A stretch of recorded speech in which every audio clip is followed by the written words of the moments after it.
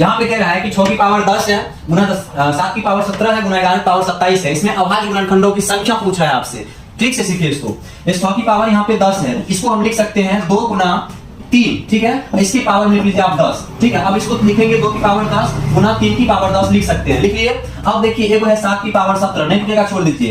एक है 11 की पावर कितना 27, नहीं लिखेगा छोड़ दीजिए। अब सबके पावर को ऐड कर देने से जो संख्या आएगा वही उसकी संख्या होगा अभाज्य गुणनखंडों की। तो यहाँ देखिए 10 है 10 प्लस, यहाँ देखिए 10 है 10 प्लस, यहाँ 17 है तो 17 प्लस, इसकी पावर 27 है तो 27, इन सभी को जोड़ते हैं तो ये आ जाएगा आपका 7 7 14 की 4 और 2 1 3 1 4 1 5 1 6 64। तो आपका ऑप्शन नंबर बी सही होगा।